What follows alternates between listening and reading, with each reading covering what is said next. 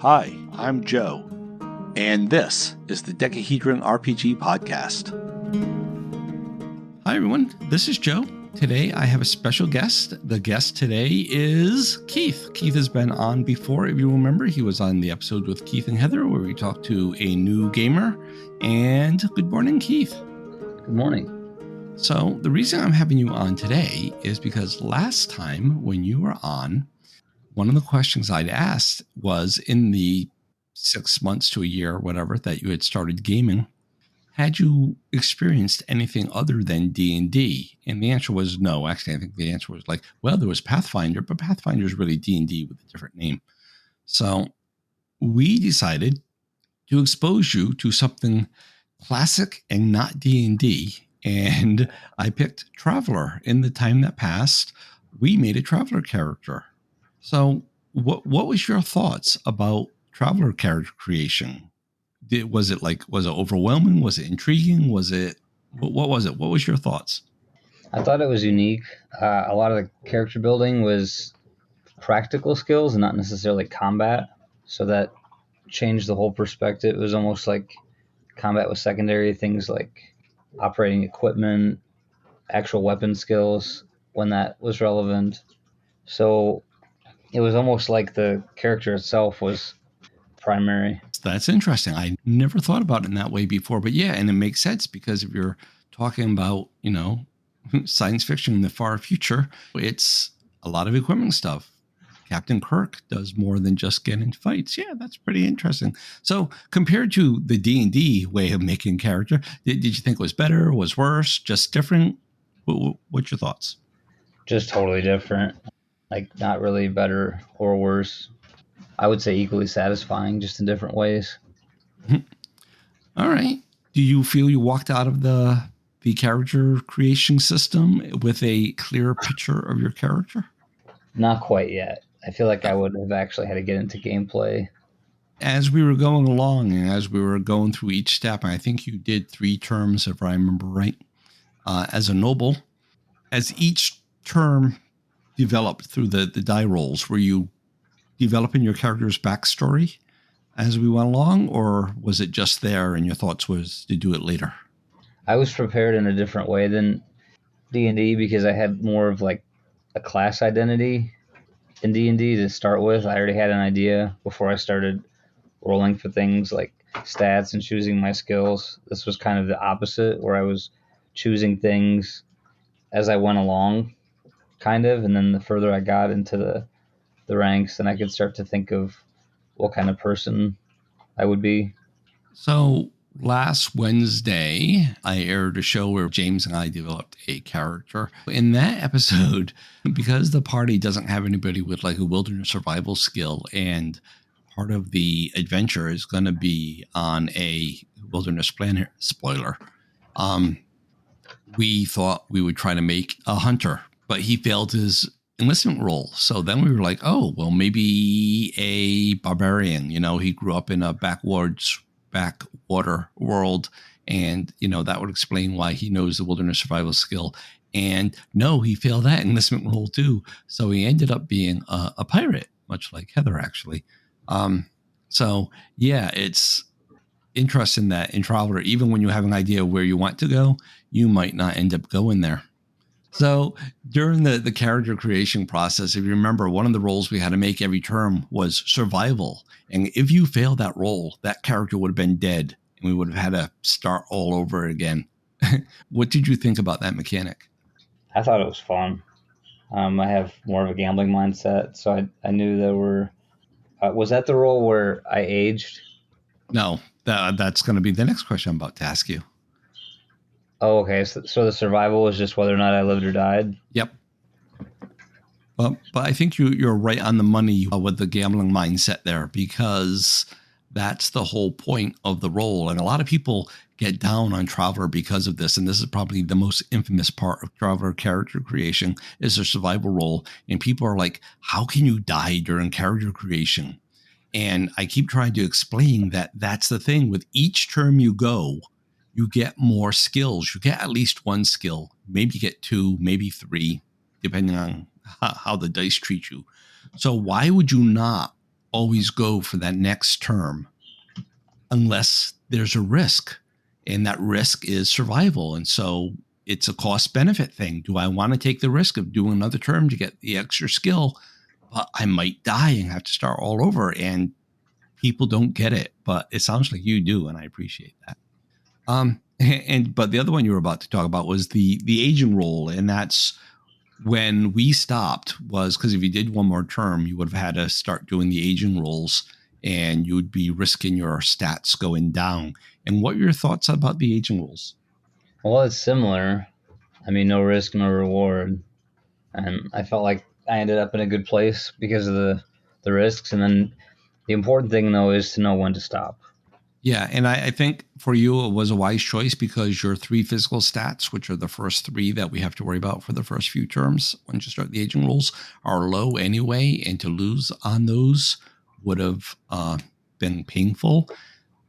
James did do one more term when we were making his character, and his lowest stat was strength, and for sure his strength went down by a point. How would you compare the level of detail and customization options in Traveller compared to that or D&D? I mean, do you feel like you had more control over the character or less control? I'd say a little less because of the gambling aspect. Yeah, I would agree with you. With D&D, other than if you're doing random stats, you pretty much have a carte blanche what you want to do. And Traveller, it's very controlled by the dice. Were there any specific aspects of the Traveller creation process that stood out to you as particularly interesting or unique? Well, like we were talking about, the lack of control, you can almost kind of feel it as you progress. There's more dependence on the rolls. And then at that point, though, that's where you have a little bit more of like, do I want to gamble or not?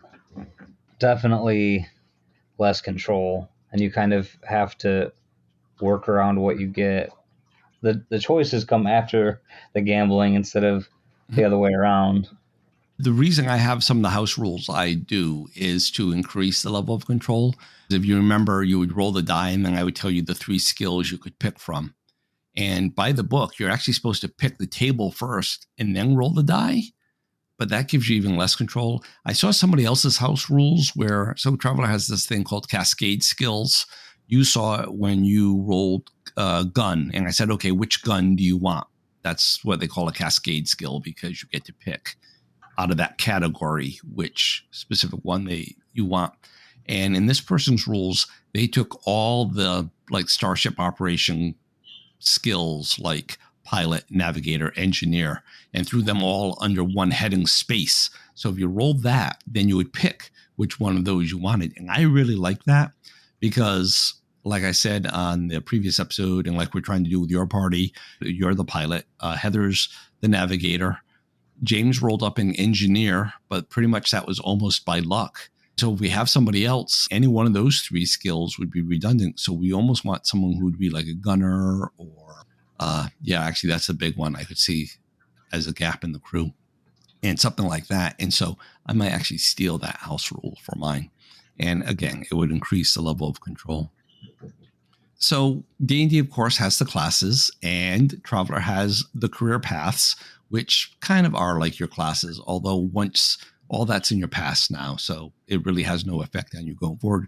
But what's your thoughts, at least during creation, about the career paths versus the classes? That makes the skill points a lot more important. When you compare it to D&D, it almost makes the skills look like an afterthought, which I'm exaggerating. But still, like you were saying, if you're going to build a party that can cover a lot of different things, you have to make sure there's some communication and putting some pieces together. A little bit more important than D&D, I would argue. But that's part of the fun, too. You kind of have to hope, like you were saying, get people that have the different needs. Because if you're missing one, that can be a problem. Did you encounter any difficulties or stumble blocks during your character creation process?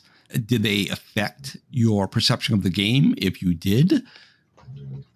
Well, at first, I realized that the game was a little bit more old school because of some of the choices.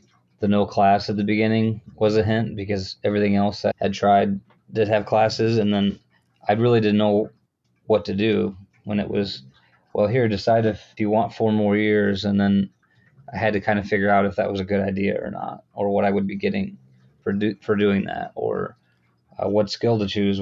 It seemed more important because I wasn't getting as many options or as many points. They seemed to be fewer and far between.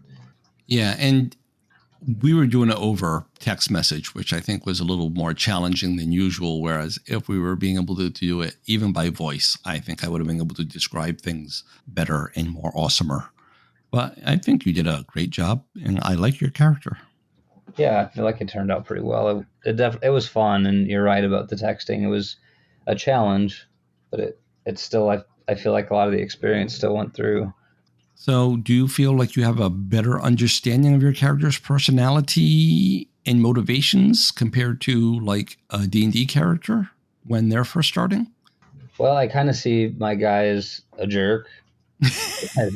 He made it so far up into the class system, like he might think things are owed to him, sort of, an entitled personality, and that maybe he would see Heather's character as sort of his servant, almost. Not like I would think that way, of course. No, but the character, that you are not the character. I get it. No, that's called role playing. That's what the games are about. I mean, Heather's sitting right here. I should be a little careful. It's kind of funny that you say that he's kind of a jerk, because if I remember right, his social status is only B, which is a knight, which is the lowest tier of the nobility. So it's kind of like that guy who's really the bottom of that class thinking he's all that, which is kind of common, actually. In the military, you have those second lieutenants that think they're all that because they're an officer, and really they're just this little butterbar who knows nothing. That personality that you're seeing in him actually matches a reality kind of nicely. Were there any surprises or unexpected outcomes that came out of the creation? I mean, really, the whole process was different than what I'm used to. So I like where I ended up was interesting because I had some clear deficits that I needed to be filled by like another person and what they could do. So I think toward the end, Heather was starting to select some different points than I was. And I think that's good because, makes the party more rounded.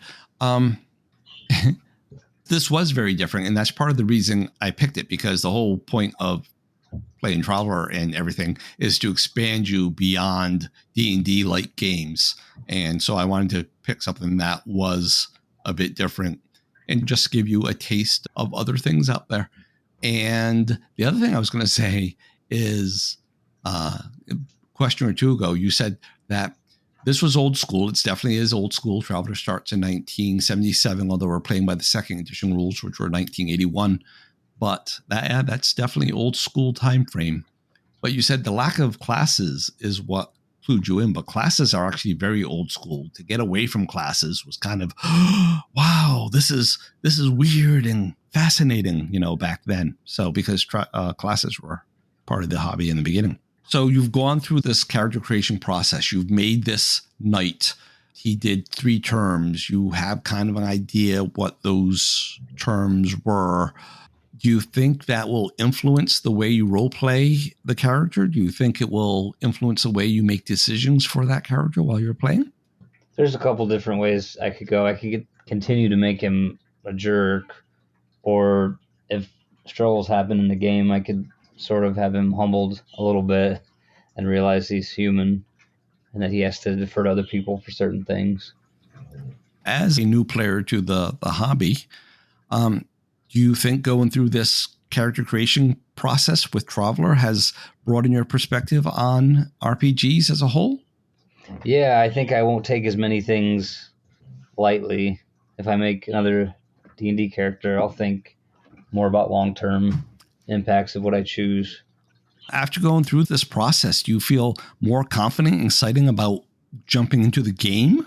What do you want to happen when we actually start playing? I mean, yeah, run with it. I would say I'm a little more prepared to work with less. And this game seems to create more of a position like to role play at the beginning and have to just jump right in. Whereas D&D, it's kind of the opposite. It's more of a slow process of knowing like how to act and what to do. All right. And final question. Are you glad that we did this? How do you feel about trying even other games in the future? Do you like the sampler that you're doing? Or are you like, I think D&D is all I'll ever need? I learned a lot, and I like to do new things. And honestly, sometimes I like the character creation more than I do the actual game. The neat thing about Traveller is, I mean, with the rules, you can just sort of sit down and make characters on your own, just as a fun little mini game. Whoops, that one died. Oh, well, so what?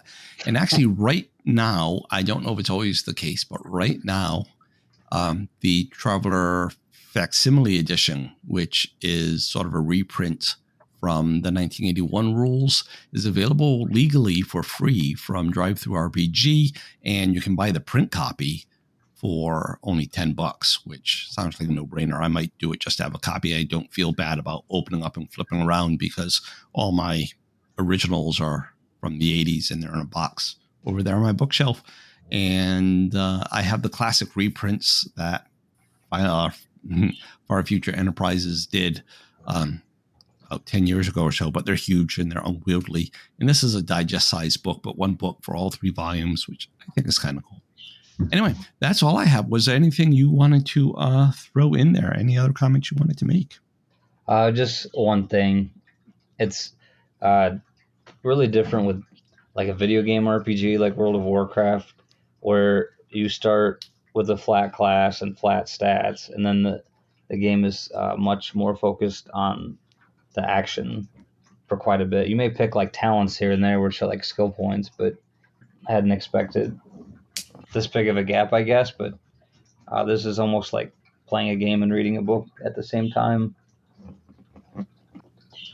All right. Well, thanks for that, Keith, and thanks for joining me.